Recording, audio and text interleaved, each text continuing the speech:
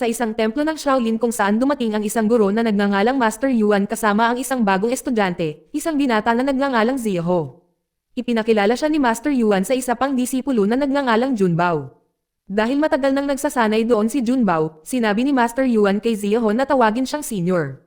Gayunpaman, naramdaman ni Zia na mas matanda na siya at gumawa ng kasunduan. Pumayag siyang tawagin si Junbao na senior sa harap ng kanilang guro at iba pa. Ngunit nang sila na lang dalawa, napilitan si Junbao na tawagin siyang senior.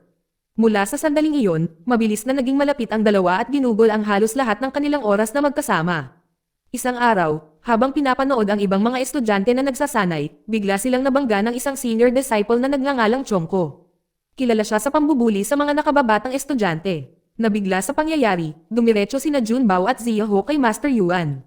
Nakatayo sa harap niya, hiniling nilang maturuan ng kung fu. Nauunawaan ni Master Yuan ang kanilang tunay na motibo, ipinaalalahanan sila na ang kung fu ay dapat lamang gamitin para tumulong sa iba, hindi para sa paghihiganti.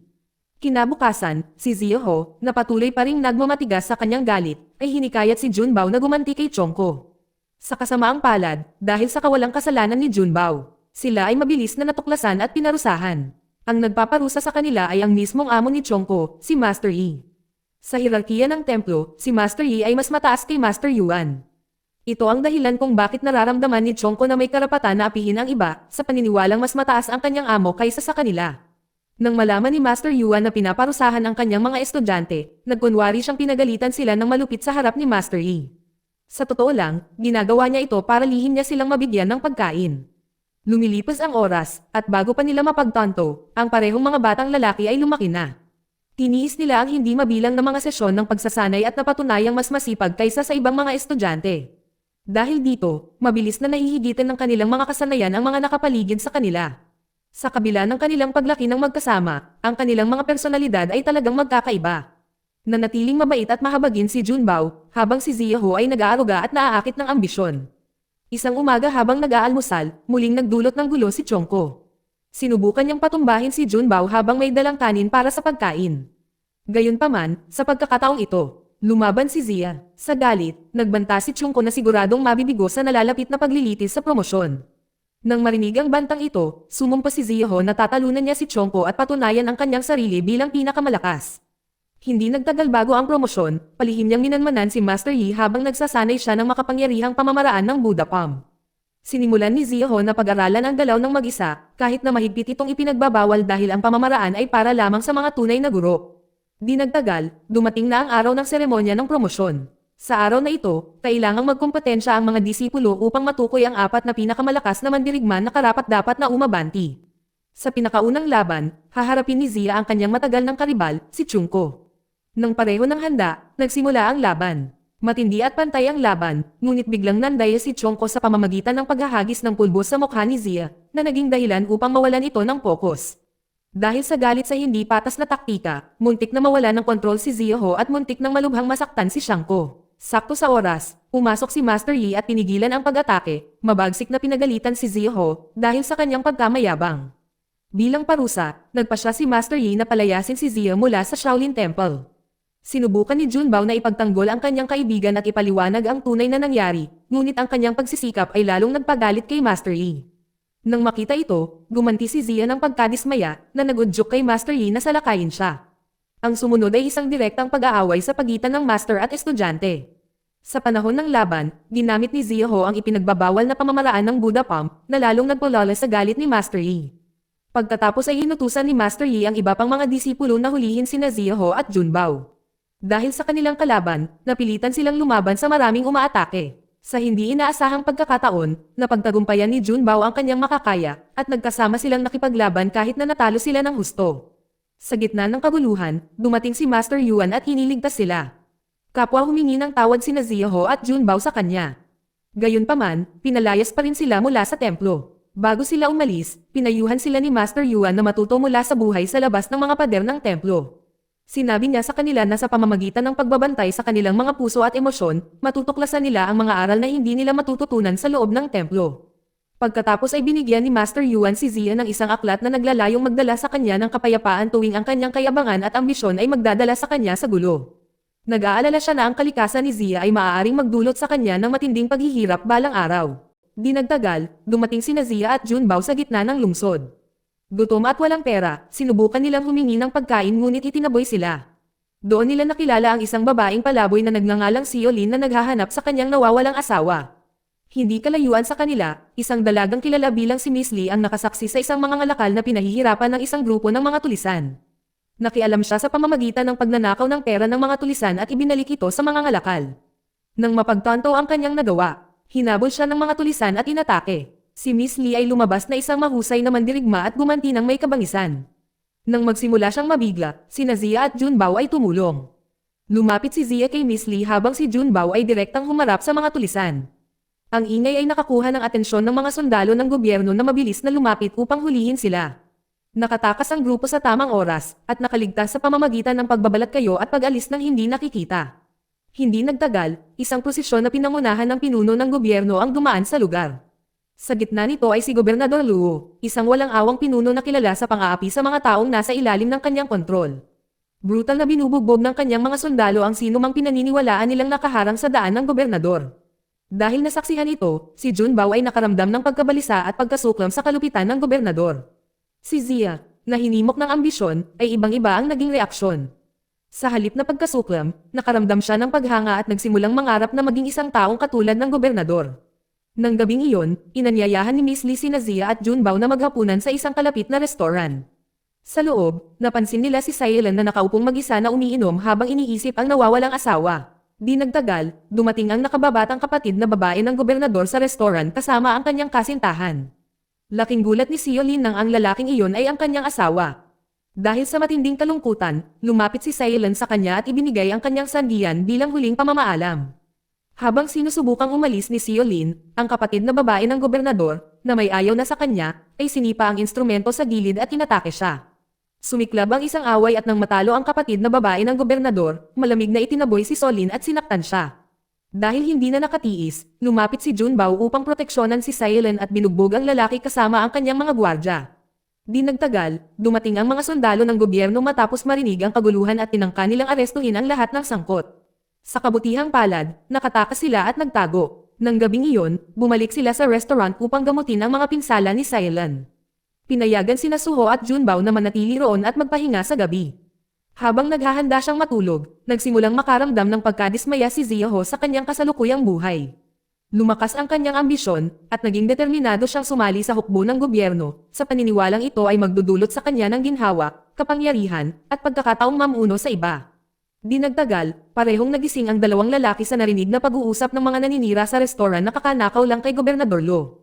Pagkatapos ay nabunyag na ang restoran ay talagang isang taguan ng mga rebelde. Ang grupo ay nagnanakaw ng pera ng buwis na kinokolekta ng gobernador at muling ipinamamahagi ito sa mga tao. Kinabukasan, sa pagsisikap na kumita ng pera, nagtanghal sina Zia at Junbao sa gitna ng lungsod. Inialay ni Zia ang kanyang sarili, na nagpapahintulot sa sinumang magbabayad ng isang barya na hampasin siya ng isang beses. Isang lalaki ang agad na lumapit at nagbayad ng 50 na barya, na hamampes kay Zia ng 50 beses nang hindi nakakasakit sa kanya. Dahil sa kuryosidad pa rin, nagbayad pa ang lalaki ng mas malaki at inutusan ang kanyang mga gwardya na salakayin sila. Sa halip na masaktan, natuwa ang dalawa dahil patuloy na dumadating ang pera. Sa kalagitnaan ng kanilang tagumpay, dumating ang kanang kamay ng gobernador para mangolekta ng buwis. Agad na tumanggi si Junho habang malugod na ibinigay ni Zia ang lahat ng pera. Sinamantala ang pagkakataon, hiniling nito na maging sundalo ng gobyerno. Inutusan ng opisyal silang dalawa na hampasin siya bilang patunay ng katapatan. Walang pag-aalinlangan, sumunod si Ziaho habang matatag na tumanggi si Junbao. Mula sa sandaling iyon, naghiwalay ng landas ang dalawang magkaibigan. Dahil sa ambisyon, pinili ni Ziaho na maging kawal ng gobyerno. Si Junbao, na hindi tumatanggap ng pang-aapi, ay pinili na sumama sa mga rebelde. Pagkalipas ng isang taon, lubos nang naging bahagi ng grupo ng mga rebelde si Junbao, at namumuhay kasama nila na parang pamilya. Isang umaga habang nag-aalmusal, dumating ang mga sundalo ng gobyerno upang mangolekta ng buwis. Kahit na nabayaran na ang bayad, tumigil ang mga sundalo na makinig at patuloy silang pinipilit. Mabilis na tumindi ang tensyon dahil naging agresibo ang mga sundalo at nagsimulang kumilos ng marahas. Dahil hindi na ito matiis, inutusan ni Siolin at Miss Lee ang lahat na isara ang restoran. Di nagtagal, sumiklab ang isang away. Matapos matalo ang mga sundalo, isa sa kanila ang hindi inaasahang nakatakas. Agad na hinabol ni Junbao, sinundan siya patungo sa kwartel ng militar. Bago pa man mangyari ang iba pang bagay, Hamarang si Zia, pinigilan ang sundalo, at pinatay siya agad. Dahil sa sandaling ito, sa wakas ay nagsama-sama muli ang dalawang matagal nang magkahiwalay na magkaibigan. Sa kanilang pagkikita, hinimok ni Zia si Junbao na lumayo sa mga rebelde. Naniniwala siya na ang rebelyon ay hindi kailanman haantong sa tagumpay o kapangyarihan. Gayunpaman, tumigil si Junbao na talikuran sila. Para sa kanya, anumang uri ng pang-aapi ay dapat labanan, anuman ang kapalit. Kahit na malinaw na magkaiba ang kanilang mga paniniwala, ang dalawa ay tila magkakalapit pa rin kahit na naglakbay na magkahiwalay na landas sa loob ng isang buong taon. Ang kwento ay lilipat sa mga kwartel ng mga sundalo kung saan ginaganap ang isang paligsahan upang matukoy ang pinakamalakas na mandirigma sa kanila. Ang mananalo ay iaangat sa ranggo ng general. Tiwala na wala sa iba ang karapat-dapat. Ang ambisyoso na si Zia ay humakbang pasulong at hinamon ang lahat. Sabik na pahangin ang gobernador. Madali niyang natalo ang bawat kalaban. Gayunpaman, matapos masaksihan ang mga laban, umalis na lamang ang gobernador na itinuturing na labis ang mga kilos ni Ziho. Dahil ayaw palampasin ang pagkakataong ito, nagmakaawa si Zia sa kanang kamay ng gobernador para sa isa pang pagkakataon, nangako siyang patunayan na tunay siyang karapat-dapat sa promosyon at nagpahiwatig na handa siyang gawin ang anumang makakaya. Kinabukasan, isinagawa ni Zia ang kanyang madilim na plano. Pumunta siya sa restaurant kung saan nagtatago ang mga rebelde at hinimok silang umalis kaagad. Nagbabala na ang mga puwersa ng gobyerno ay paparating na. Habang sinasabi niya ito, 12 ng mga sundalo ang dumating at pinalibutan ang gusali. Ang natitirang pinuno ng mga rebelde ay nahuli at pinatay agad. Pagkatapos ng masaker, nagpasya ang mga rebelde na dapat silang maglunsad ng isang pag-atake sa tulong ng mga kalyadong grupo. Nang marinig ito, mabilis na inalok ni Ziho ang kanyang tulong. Inaangkin niya na alam niya ang perpektong tiyempo para sa pagsalakay, na ipinaliwanag na karamihan sa mga sundalo ay aalis sa kwartel kinabukasan. Nagtitiwala sa kanyang impormasyon, sumang-ayon ang mga rebelde na isakatuparan ang pag-atake. At nang dumating ang nakatakdang araw, 18 rebelde ang pumasok sa kwartel ng militar sa ilalim ng patnubay ni Zia. Nang makita kung gaano katahimik ang lugar, nakumbinsi sila na talagang umalis na ang mga sundalo. Nang akayin sila ni Zia patungo sa kinaroroonan ng gobernador, sumulong sila ng may kumpiyansa. Ngunit habang papalapit sila, biglang pinalibutan sila ng daan-daang tropa ng gobyerno. Sa sandaling iyon, napagtanto nila ang katotohanan. Pinagtaksilan sila ni Zia. Nang mga panahong iyon, huli na ang lahat para makatakas. Isang brutal at hindi pantay na labanan ang sumiklab sa pagitan ng mga rebelde at ng mga puwersa ng gobyerno. Dahil sa dami at pagkatalo, halos lahat ng mga rebelde ay napatay. Sa mga huling sandali, si Junbao lamang ang nakaligtas at nailigtas. Dahil sa lahat ng kanyang nagawa, si Ziho ay ginantimpalaan ng isang promosyon mula sa gobernador. Kahit ang pagtataksil sa kanyang matalik na kaibigan ay walang kahulugan sa kanya hanggat natutupad ang kanyang ambisyon. Humanga sa mga kakayahan ni Junbao, inutusan ng gobernador si Zia na pilitin si Junbao na sumali sa gobyerno. Kung tatanggi si Junbao, inutusan si Zia na patayin siya. Upang may sigawa ang utos na ito, gumawa si Zia ng isa pang pakana.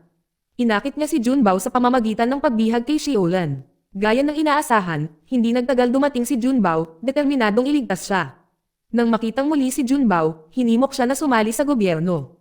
Mariing tumanggi si Junbao, na nilinaw na hindi na niya nakikilala ang kaibigang nagtaksil sa kanya para sa kayamanan at kapangyarihan.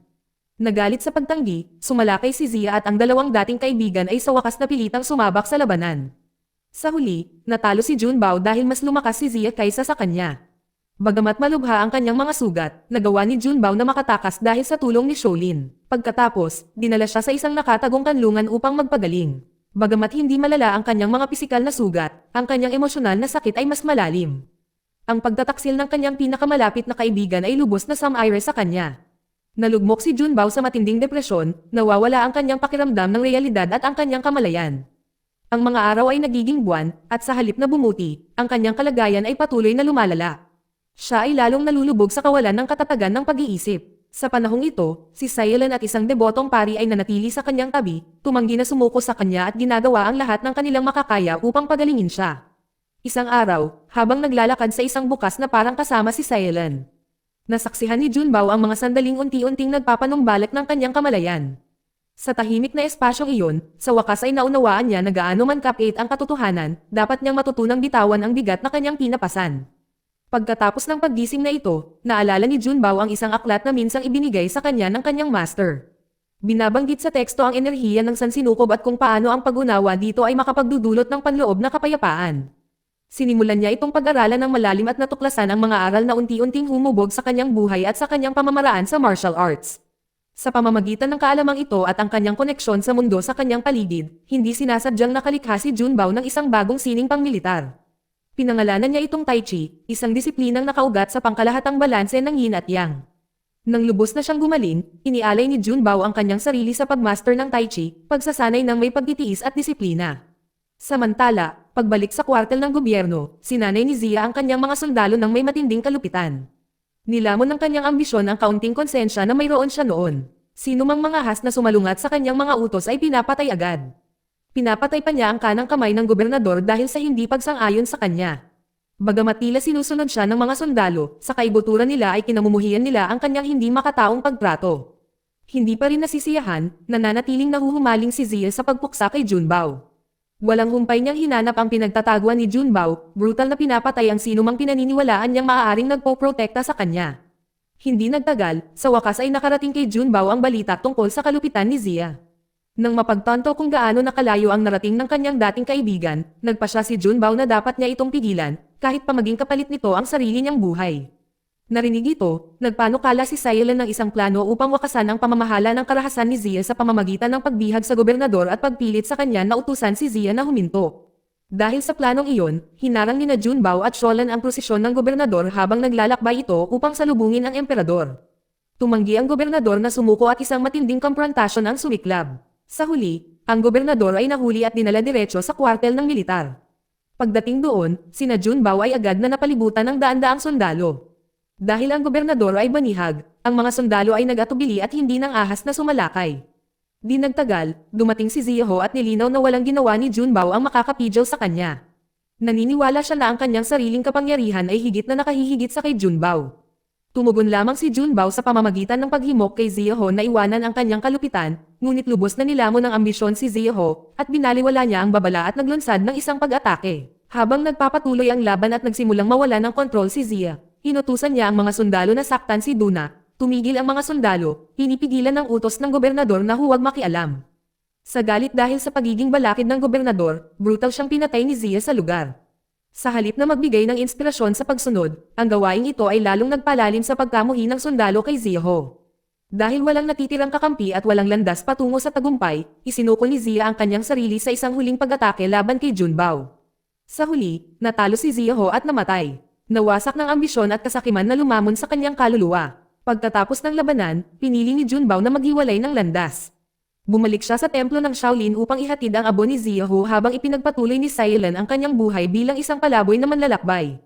Pagkatapos maihimlay si Ziyaho, nanirahan si Junbao sa bundok Wong. Doon niya itinatag ang isang paaralang Tai Chi na kilala bilang Butong Pai. Sa simula, mayroon lamang siyang 7 estudyante, na kalaunan ay naalala bilang 7 mandirigmang butong.